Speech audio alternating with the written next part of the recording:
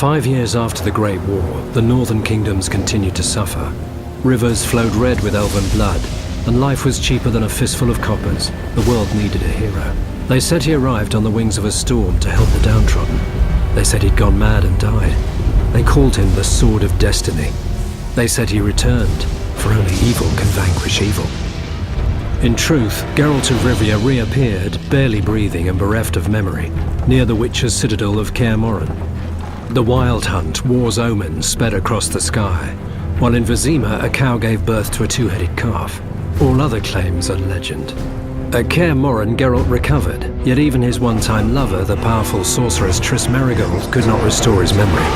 The calm would not last. Armed brigands led by the sorcerer Azar Javed and the professor, a killer for hire, attacked the citadel. Though bandit blood stained Kaer Morhen's walls, the attackers made off with their prize.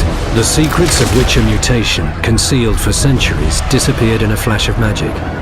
The Witchers set off on a search, as tradition ordained, to the four corners of the world. Geralt of Rivia went south to the Temerian capital of Vizima, where he'd once cured a princess of a curse.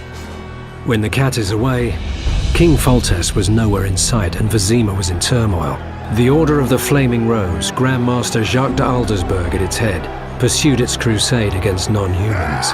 With whips and chains, swords and fire, the Order's ruthless steel-clad knights hunted all those they deemed strange for their ears or their stature. In Vizima, the Witcher picked up the bandits' trail. He learned they were members of Salamandra, a secret criminal guild.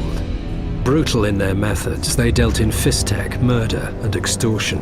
Geralt didn't know these were means to a darker goal. As the Witcher hunted Salamandra, he was drawn into the conflict between the Scoia'tael rebels and the Order of the Flaming Rose. The two sides finally clashed in the swamp near Vizima. Knights of the Order and Scoia'tael fought a bloody battle, while Geralt faced Azar Javed and the Professor. The mage felled Geralt with powerful spells, leaving him as fodder for swamp monsters. Triss saved the Witcher's life. He recovered under her nurturing hand. She introduced him to powerful politicians and influential merchant guildsmen. The mood in the city was tense. Confined to ghettos, non-humans spoke openly of mutiny. There was no sign of the king. Geralt found allies for his struggle against Salamandra. The Witcher resumed his hunt. He destroyed Salamandra's secret fistech factories and killed the professor. The Witcher found Azar Javed's hideout. This time Geralt was prepared, and no spells the renegade mage threw at him could stop his sword. Yet the stolen Witcher's secrets were in the hands of another, Jacques de Aldersberg, Grand Master of the Order. Provoked by the Knights, non-humans rebelled.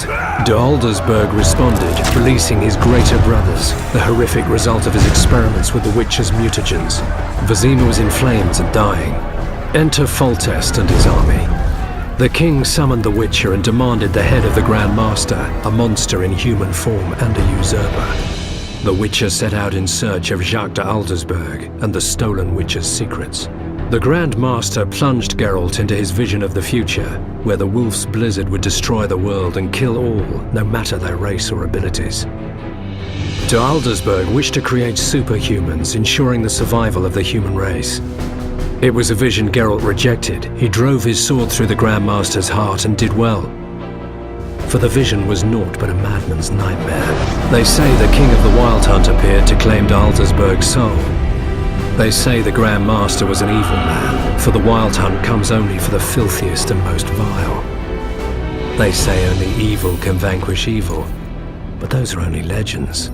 In truth, Geralt recovered the Witcher's secrets, and Vizima proclaimed him a hero. Yet life is no fairy tale.